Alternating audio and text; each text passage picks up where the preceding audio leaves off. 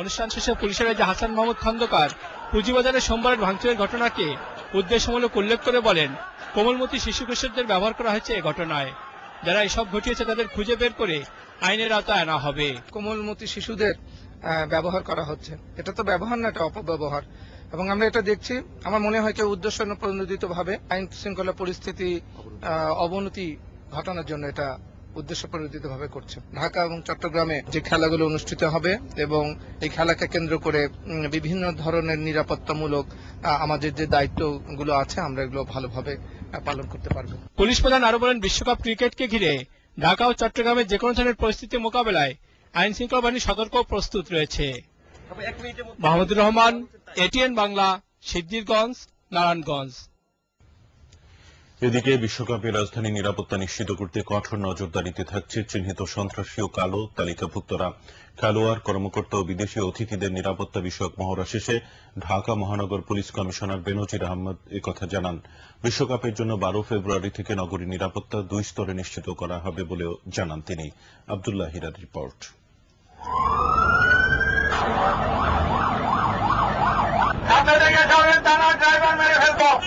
খেলোয়াড়দের বহন করা গাড়িতে সন্ত্রাসীদের আক্রমণ। হোটেল থেকে স্টেডিয়ামে যাওয়ার পথে ছদ্মবেশী সন্ত্রাসীরা উঠে পড়ে গাড়িতে। গোয়েন্দা বিভাগের তথ্যের ভিত্তিতে পিছু নেয় পুলিশ। আগারগাঁতে গাড়িটির গতিরোধ করা হয়। সন্ত্রাসীদের মুহুর্মুহু গুলি ও বোমা হামলা, বিকট শব্দ, ধোঁয়ায় পুরো এলাকা আতঙ্ক। কিন্তু পুলিশের বিশেষ দল সোয়াত সদস্যদের কাছে হার মানে সন্ত্রাসীরা। গাড়ি থেকে উদ্ধার করা হয় খেলোয়াড়, কর্মকর্তাদের। সন্ত্রাসীদের একজন নিহত, বাকিরা আহত। বাস্তবে এসবই বিশ্বকাপের জন্য নিরাপত্তা মহড়া। হেল্পার এবং ড্রাইভারের বেশি ছিল, সে হঠাৎ করে তারা বলে ফেলে যে তাদের কিছু লোক জেলখানাতে আটক আছে, সেই কারণে তারা সকল খেলোয়াড় এবং কর্মকর্তাকে জিম্মি করতেছিল। তবে বিশ্বকাপের সময় এমন পরিস্থিতিও যেন সহজে মোকাবেলা করা যায় সে বিষয়ে প্রস্তুত হতেই ঢাকা মহানগরী পুলিশের এ আয়োজন। সেনাবাহিনী ও পুলিশের বিশেষ দল সোয়াত বাহিনী উদ্ধার অভিযানের কৌশল রচনা করে। মহড়া শেষে পুলিশ কমিশনার জানান, চিহ্নিত সন্ত্রাসী ও কালো তালিকাভুক্তদের কঠোর নজরদারিতে রেখেছেন তারা।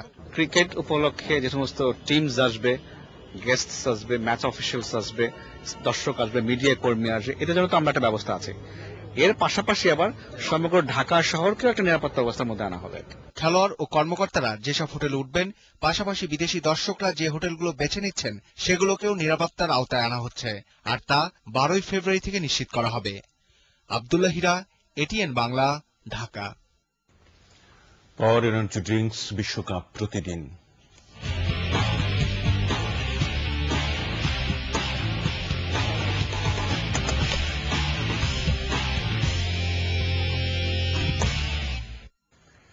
নির্দিষ্ট কোনো টার্গেট নয়, আসন্ন বিশ্বকাপ ক্রিকেটে ম্যাচ বাই ম্যাচ ভালো খেলতে চায় বাংলাদেশ। সাম্প্রতিক পারফরমেন্স ধরে রাখতে পারলে ভালো ফলাফল করতে পারবে দল। আনুষ্ঠানিক সংবাদ সম্মেলনে এমনটাই জানিয়েছেন অধিনায়ক সাকিব আল হাসান। তবে বিশ্বকাপ শিরোপা জয়ে ফেভারিট হিসেবে কোনো দলকে মানছেন না তিনি। যে কেউ শিরোপা জিততে পারে বলেও মনে করেন তিনি। পরাগ আরমানির রিপোর্ট। বিশ্বকাপের যৌথ আয়োজক বাংলাদেশ দলের অধিনায়ক সাকিব আল হাসানের সংবাদ সম্মেলন। জানাবেন দলের লক্ষ্য ও উদ্দেশ্য। সম্প্রতি প্রতিপক্ষের ওপর শ্রেষ্ঠত্ব দেখে টাইগার আছে ফুরফুরে মেজাজে।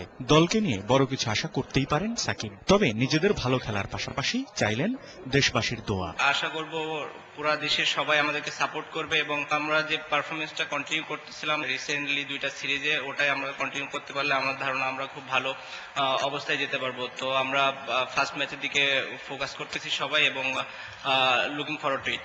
দেশের মাঠে খেলা, দলের প্রতি দর্শক সমর্থকদের প্রত্যাশাটাও আকাশ ছোঁয়া।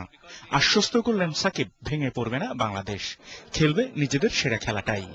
তবে বছরখানেক ধরে যে দল পারফর্ম করছে তাতে তেমন কোনো পরিবর্তন হবে না বলে জানান সাকিব। কোনো টিম স্পেসিফিক টিমকে টার্গেট করা ঠিক হবে। তো আমরা সবার সাথেই যেদিন খেলতে নামবো সেদিন জেতার জন্যই খেলবো। আমাদের প্রিপারেশন খুবই ভালো হয়েছে, আমাদের ক্যাম্প খুবই ভালোভাবে চলতেছে এবং সবাই খুব এনজয় করতেছে এবং সবাই কনফিডেন্ট। 2007 বিশ্বকাপে নিজেদের প্রথম ম্যাচে ভারতকে হারিয়ে ক্রিকেট বিশ্বকে হতবাক করেছিল টাইগাররা। এবারও প্রথম ম্যাচে প্রতিপক্ষ সেই ভারত। আপাতত সেই ম্যাচ নিয়েই ভাবতে চান সাকিবরা। পরাগ আরমান, এটিএন বাংলা, ঢাকা। 2,246 কোটি টাকা ব্যয়ে 11টি উন্নয়ন প্রকল্প অনুমোদন করেছে জাতীয় অর্থনৈতিক পরিষদের নির্বাহী কমিটি একনেক। প্রধানমন্ত্রী শেখ হাসিনার সভাপতিত্বে অনুষ্ঠিত একনেক বৈঠকে অনুমোদন দেওয়া হয়। পরে এনইসি সম্মেলন কক্ষে আয়োজিত সংবাদ সম্মেলনে পরিকল্পনা মন্ত্রী একে খন্দকার এসব তথ্য জানান। অনুমোদিত 11টি প্রকল্পের মধ্যে রয়েছে চট্টগ্রাম ওয়াসার মিঠা পানি সহ স্থানীয় সরকার বিভাগের 2টি প্রকল্প, সড়ক ও রেলপথ বিভাগের 5টি, গৃহায়ন ও গণপূর্তের 1টি, স্বরাষ্ট্রের 1টি, পানি সম্পদের 1টি এবং মুক্তিযুদ্ধ বিষয়ক মন্ত্রণালয়ের 1টি প্রকল্প। পরিকল্পনা মন্ত্রী জানান, প্রকল্প ব্যয়ের 1,155 কোটি টাকা দেবে সরকার, বাকি 1,091 কোটি টাকা জায়গার প্রকল্প সাহায্য। দৌড়ার আঘাতে নিহত শরীয়তপুরের কিশোরী হেনা আক্তারের লাশ কবর থেকে তুলে আবারও ময়নাতদন্ত করা হয়েছে। ঢাকা মেডিকেল কলেজ হাসপাতালের ফরেনসিক, প্যাথোলজি ও গাইনি বিভাগের 3 জন বিশেষজ্ঞ ডাক্তারের সমন্বয়ে গঠিত কমিটি হেনার লাশের তদন্ত করেন। আগামীকাল আদালতে এই সংক্রান্ত প্রতিবেদন দাখিল করা হবে বলে জানিয়েছেন বিশেষজ্ঞ কমিটির প্রধান ডাক্তার জুবায়েদুর রহমান। শেখর দীপুর রিপোর্ট। হেনা আক্তারের লাশ যত দ্রুত সম্ভব কবর থেকে তুলে আবারও ময়নাতদন্ত করতে সোমবার শতপ্রণোদিত হয়ে আদেশ দেয় হাইকোর্ট। আদালতের নির্দেশ পেয়ে সোমবার রাতেই কবর থেকে তুলে ঢাকায় আনা হয় হেনার লাশ। তদন্তে আদালতের দেওয়া নির্দেশনা অনুযায়ী গঠিত কমিটি ময়নাতদন্ত কাজ শেষ করেছে। কালকে সকালে রিপোর্টটা চলে যাবে, সকালে মানে 10টা 11টা 12টার মধ্যে চলে যাবে ইনশাআল্লাহ। তবে তদন্ত প্রতিবেদন আদালতের কাছে পেশ করার নির্দেশনা থাকায় প্রতিবেদনের ব্যাপারে কোনো মন্তব্য করেননি ডাক্তার জোবায়েদুর রহমান। আমি আর এইটা প্লিজ এটা কিছু জিজ্ঞেস করি, আমাদের হাইকোর্ট নির্দেশ দিয়েছে তাকেই দিতে হবে, আর কোনোখানে এটা দেওয়া যাবে না। আচ্ছা, আপনি বডির অবস্থা কি দেখলেন? আমরা কালকে পাঠিয়ে দেবো, এইটুকু শুধু বললাম আপনাকে। গত 24 জানুয়ারি নড়িয়া উপজেলার চামটা গ্রামে ফতোয়াবাজদের দেওয়া শাস্তিতে দৌড়ার আঘাতে মারা যায় কিশোরী হেনা আক্তার। শেখর দীপু, এটিএন বাংলা, ঢাকা। বাজেটের 30 ভাগ বরাদ্দ না দিলে শিক্ষা খাতে অগ্রগতি অর্জন করা সম্ভব নয় বলে মনে করেন শিক্ষামন্ত্রী নুরুল ইসলাম নাহিদ। জাতীয় সংসদে প্রশ্নোত্তর পর্বে হাফিজুর রহমান মজুমদারের সম্পূরক প্রশ্নের জবাবে তিনি এ মন্তব্য করেন। শিক্ষামন্ত্রী বলেন, মালয়েশিয়া ও শ্রীলঙ্কায় শিক্ষা খাতে বাজেটের 25 থেকে 30 ভাগ বরাদ্দ দেওয়া হয়, অথচ বাংলাদেশে বরাদ্দ মাত্র 8 ভাগ। এছাড়া শিক্ষামন্ত্রী প্রশ্নোত্তর পর্বে বেসরকারি বিশ্ববিদ্যালয়ের শিক্ষার মান রক্ষায় শিগগিরই অ্যাক্রিডিটেশন কাউন্সিল গঠন করার কথা বলেন। যেসব শিক্ষা প্রতিষ্ঠানের এমপিও ভুক্তির আবেদন বিবেচনা করা হয়নি, পর্যায়ক্রমে বিশেষ বরাদ্দের মাধ্যমে তা করা হবে বলেও জানান তিনি। এবার অমর 21 নিয়ে আমাদের বিশেষ আয়োজন 21-এর উৎসব।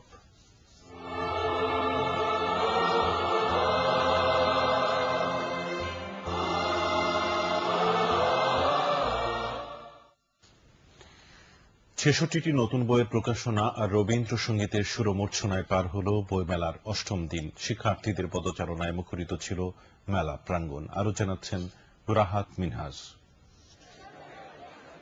সরস্বতী পূজা উপলক্ষে শিক্ষা প্রতিষ্ঠানের ছুটি থাকায় পরন্ত বিকেলে অনেক শিক্ষার্থী বাংলা একাডেমির পথ ধরেছেন। পরিবার পরিজন বা বন্ধুদের সাথে স্টল থেকে স্টলে ঘুরে খুঁজেছেন পছন্দের বই। পাঠকের চাহিদা মেটাতে আজও মেলায় এসেছে 66টি নতুন বই। এ নিয়ে গত 8 দিনে মেলায় 617টি বইয়ের মোড়ক উন্মোচন করা হলো, যার মধ্যে বেশিরভাগই উপন্যাস আর কবিতার বই। বাংলা একাডেমি কর্তৃপক্ষ জানিয়েছে, এবছর সমকালীন রাজনীতি নিয়েও নবীন লেখকদেরও বেশ কিছু বই মেলায় এসেছে। শিশুরাও বই কিনে নিয়ে যাচ্ছে। এটা আমাদের দেশের সাধারণ মানুষ থেকে আরম্ভ করে শিশু থেকে আরম্ভ করে সবাই জ্ঞান চর্চার বিকাশের একটা তীর্থভূমি হিসেবে কাজ করছে। এদিকে সন্ধ্যায় মেলার মূল মঞ্চে রবীন্দ্রনাথ ঠাকুরের 150তম জন্মবার্ষিকী উপলক্ষে ছিল বিশেষ আয়োজন। ছায়ানটের দেশবরেণ্য শিল্পীরা সুর আর ছন্দে শ্রদ্ধা জানান বাংলা ভাষার শ্রেষ্ঠ এই প্রাণ পুরুষকে। রাহাত মিনহাজ, এটিএন বাংলা, ঢাকা। আফতাব গ্রুপ অর্থ সংবাদ।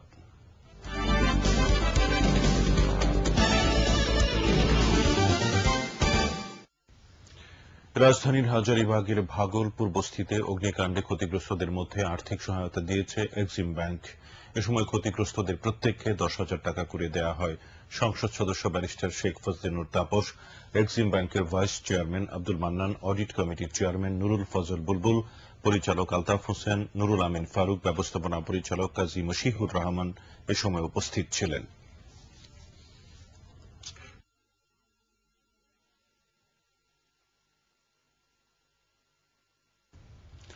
মেটলাইফ আলিকো আন্তর্জাতিক সংবাদ।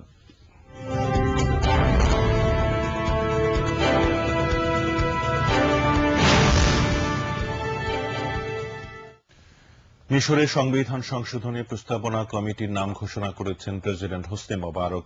সর্বোচ্চ আদালতের আপিল বিভাগের প্রধান বিচারপতির নেতৃত্বে 11 সদস্যের এই কমিটি সংবিধান সংশোধনের ব্যাপারে বিভিন্ন প্রস্তাব তুলে ধরবে। এদিকে মোবারককে ক্ষমতা ছাড়তে বাধ্য করতে নতুন করে সমাবেশের ডাক দিয়েছেন বিক্ষোভকারীরা। তবে রাজধানী কায়রোর তাহরির স্কোয়ারে এখনো হাজার হাজার মানুষ অবস্থান করলেও বিক্ষোভকারীর সংখ্যা আগের চেয়ে কমেছে। বিক্ষোভকারীদের অবস্থান স্থলের মধ্য দিয়ে গাড়ি চলাচলের ব্যবস্থা করে পরিস্থিতি স্বাভাবিক করার চেষ্টা করছেন সেনা সদস্যরা। এবারের হজ ব্যবস্থাপনায় দক্ষিণ এশিয়ার দেশগুলোর মধ্যে প্রথম স্থান অধিকার করেছে বাংলাদেশ। হজ এজেন্সি সহ সরকারি বেসরকারি সংশ্লিষ্ট প্রতিষ্ঠানের আন্তরিক সহযোগিতার কারণে এই কৃতিত্ব পাওয়া সম্ভব হয়েছে বলে জানিয়েছেন ধর্ম প্রতিমন্ত্রী শাহজাহান মিয়া। রাজধানীতে হাব আয়োজিত অনুষ্ঠানে তিনি একথা জানান। হাবের সভাপতি ইব্রাহিম বাহার এ সময় বক্তব্য রাখেন। অনুষ্ঠানে হজ ব্যবস্থাপনা সুষ্ঠু হওয়ার জন্য ভালো এজেন্সিগুলোকে সম্মাননা দেওয়া হয়। এছাড়া এই সংক্রান্ত ভালো প্রতিবেদন প্রচারের জন্য ইলেকট্রনিক ও প্রিন্ট মিডিয়ার 3 জন সাংবাদিককে পুরস্কৃত করা হয়। সারা দেশে নানা আনুষ্ঠানিকতায় উদযাপিত হয়েছে সনাতন ধর্মাবলম্বীদের বিদ্যার দেবী শ্রী শ্রী সরস্বতী পূজা। বিভিন্ন মন্দির, শিক্ষা প্রতিষ্ঠান ও বাড়িতে নানা উপাচারে দেবীর পূজা করেন ভক্তরা। সকাল থেকে মণ্ডপে মণ্ডপে শুরু হয় ভক্তরা পুষ্পাঞ্জলি। ঢাকেশ্বরী জাতীয় মন্দির, রামকৃষ্ণ মিশন, ঢাকা বিশ্ববিদ্যালয়ের জগন্নাথ হল, বাসাবো বালুর মাঠ, ইসকন মন্দির, Eden college, Mirpur officers colony সহ বিভিন্ন স্থানে এই পূজা অনুষ্ঠিত হয়। পূজা শেষে বিতরণ করা হয় প্রসাদ। সন্ধ্যায় আরতি ও সাংস্কৃতিক অনুষ্ঠানের আয়োজন করা হয়।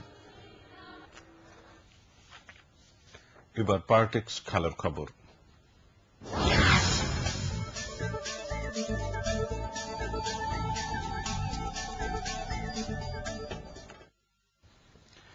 শেষ পর্যন্ত বিশ্বকাপ খেলা হচ্ছে না। জাতীয় দলের সাবেক অধিনায়ক মাশরাফি বিন মুর্তজার সাধারণ মানুষের আবেগ আর মাশরাফির অক্লান্ত চেষ্টায় পরিবর্তন আসেনি বাংলাদেশ স্কোয়াডে।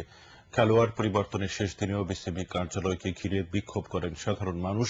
তবে কোচ জেমি সিডন্স আবারও বলেছেন, অনুশীলনে মাশরাফিকে দেখে তার মনে হয়েছে এখন পর্যন্ত তিনি ফিট নন। তাওসিয়া ইসলামের রিপোর্ট।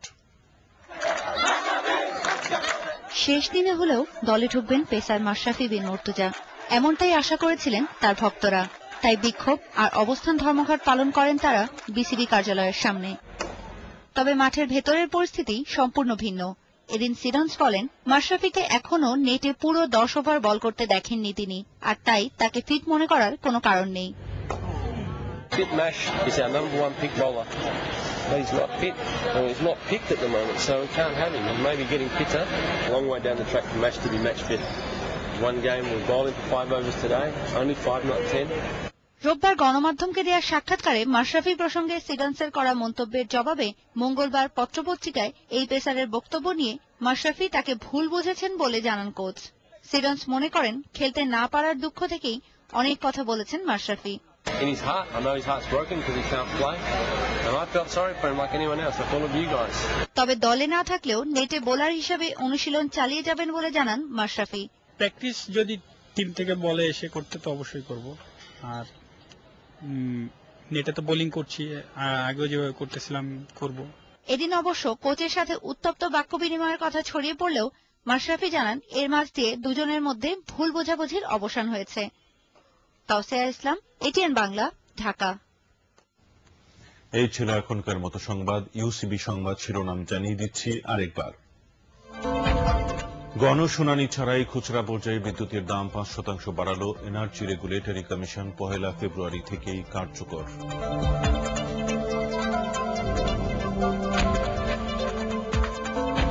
বিনিয়োগকারীদের বিক্ষোভ ভাঙচুরের পর ঘুরে দাঁড়ালো শেয়ার বাজার। সপ্তাহ শেষে বাজার স্থিতিশীল হবে আশা অর্থমন্ত্রীর।